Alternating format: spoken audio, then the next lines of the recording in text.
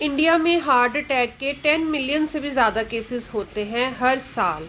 और इनमें से भी 35% केसेस सिर्फ विंटर्स में देखने को आते हैं, वो भी अर्ली मॉर्निंग के केसेस ज़्यादा मिलते हैं। विंटर्स में क्यों बढ़ जाते हैं इतने केस? कैसे हम अपना और अपने घर के बड़ों का ध्यान रख सकते हैं?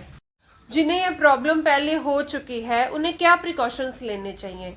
अगर आप इस वीडियो में इंटरेस्टेड हैं तो इसे एंड तक ज़रूर देखिए। हेलो एवरीवन, मेरे चैनल का नाम है हेल्थ बाइट्स। मैं हेल्थ से रिलेटेड वीडियोस लेकर आती हूँ। मेरी बेटी डॉक्टर है, मेरी हर वीडियो उसकी रिकमेंडेशन पर ही बनती है। अब बात करेंगे कि अर्ली मॉर्निंग ही इसके एपिसोड्स ज़्यादा क्यों होते हैं। ब्लड का फ्लो जब ठीक तरह से हार्ट तक नहीं पहुंच पाता तब ये कंडीशन आती है। चलिए इसे थोड़ा डिटेल में समझते हैं। एक स्टडीज़ में पाया गया है कि अर्ली मॉर्निंग्स बॉडी में चेंजेस आते हैं। स्ट्रेस हार्मोन बढ़ने लगता है, ब्लड वेसल सिकुड़ने लगते हैं, बॉडी का टेम्परेचर गिरने लगता है, जिससे ऑर्गन्स को एक्स्ट्रा काम करना पड़ता है बॉडी का टेम्परेचर मेंटेन रखने के लिए। बॉडी को एक्स्ट्रा स्ट्रेस लेना पड़ता है, हाथ पैर ठंडे पड़ जाते हैं, नसें सिकुड़ जाती हैं, ब्लड प्रेशर बढ़ता है। हार्ट ब्लड को पंप करने के लिए ज़्यादा काम करता है। विंटर्स में खून वैसे ही गाढ़ा होता है। ब्लड पाइप पर जो कोलेस्ट्रॉल जमा होता है उससे क्लॉट बनता है और फिर हार्ट अटैक आता है। अब हम बात करेंगे कि न्यू हार्ट अटैक्स के मेजर फैक्टर्स क्या हैं। पॉल्यूशन। अगर आप किसी ऐसे एरिया में रहते हैं जो ओवर पोल्यूटेड है, विंटर्स में पॉल्यूशन नीचे आ जाता है स्मोक के रूप में। इसमें ऑक्सीजन का लेवल कम होता है जिससे हार्ट को स्ट्रेस मिलता है।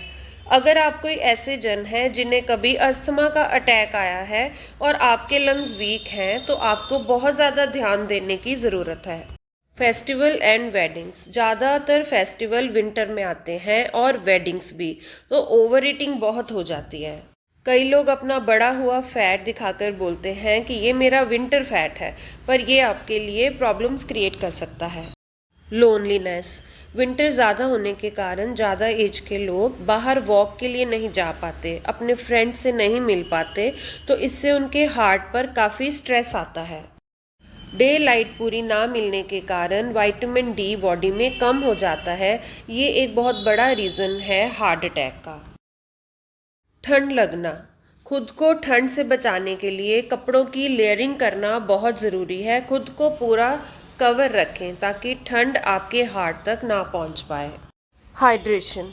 विंटर्स डिहाइड्रेटेड होती हैं और विंटर्स में पानी भी ज़्यादा नहीं पिया जाता। ऊपर से हम जो चाय कॉफ़ी पीते हैं वो ये दोनों ही डिहाइड्रेटेड फ्लूइड्स हैं। इनसे यूरिन ज़्यादा पास होता है और बॉडी डिहाइड्रेट होती है। जो हम रात को सूप्स पीते हैं विंटर में, उनमें अगर आप ज़्यादा नमक डाल के पी रहे हैं तो वो भी आपकी बॉडी को डिहाइड्रेट कर रही है। अगर आप इंस्टेंट सूप्स ट्राई कर रहे हैं तो उनमें जो नमक है अगर आप उसके पैकेट पे पढ़ेंगे तो आप डर जाएंगे। इसका एक सिंपल सॉल्यूशन जो पिछले 10 साल से मैं अपने घर में कर रही हूँ वो है इलेक्ट्रिक केटल। आप उसे किसी स्विच पर लगा कर रखें, जब भी आपका पानी का मन करे तो आप वहाँ से ले सकते हैं। वो पानी रूम टेम्परेचर भी हो सकता है और थोड़ा सा गर्म भी। वेदर चेंज में अगर रेस्पिरेटरी इन्फेक्शंस या निमोनिया बार बार होता है तो पहले से ही इंजेक्शन लगवाएं ताकि ये आपको बार बार परेशान ना करे।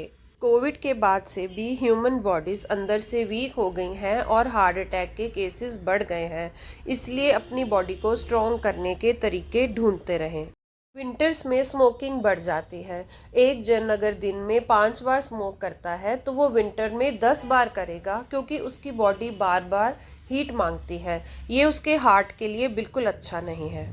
विंटर्स में लोग ब्रांडी विस्की इसलिए ज़्यादा पीते हैं कि उनकी बॉडी को हीट मिलेगी, पर ये आपकी बॉडी को डिहाइड्रेट करते हैं। रूम हीटर्स आपके घर को गर्म रखते हैं, आपकी बॉडी को गर्म रखते हैं, पर जब आप गर्म घर से बाहर ठंडे एनवायरनमेंट में निकलते हैं तो ये आपके हार्ट को शॉक देते हैं। इसलिए अपनी बॉडी को लेयरिंग वाले कपड़ों से कवर करें, हीटर से नहीं। जिन लोगों को अर्ली मॉर्निंग वॉकिंग या रनिंग की हैबिट होती है, हार्ट उनका इतनी ठंड बर्दाश्त नहीं कर पाता। तो बॉडी को विंटर क्लोथ से पूरा कवर करके आफ्टर सनराइज वॉक पे निकलें। इससे आपकी बॉडी का विटामिन डी भी पूरा होगा और ठंड भी नहीं लगेगी। विंटर में स्ट्रेस हार्मोन तेजी से बढ़ता है, इसलिए अपने मूड को चिल रखने के लिए एक्टिविटीज़ में बिजी रखें। जो लोग ओबीज हैं उनकी आर्टरीज में फैटी मटेरियल बहुत जल्दी से बिल्डअप होता है, उन्हें बहुत ज़्यादा ध्यान रखने की ज़रूरत है। अब हम बात करेंगे कि जिन लोगों को stroke, heart attack, clots, high cholesterol, deep vein thrombosis की प्रॉब्लम है, वो इन विंटर अपना ध्यान कैसे रखें। लाइट एक्सरसाइजेस जैसे वॉक, स्ट्रेचेस, योगा वो अच्छे से कर सकते हैं, पर हैवी एक्सरसाइजेस जैसे रनिंग, जॉगिंग, स्विमिंग उन्हें बिल्कुल नहीं करनी चाहिए। नॉनवेज, तले भुने खाने से दूर रहें, लो कैलोरी डाइट लें।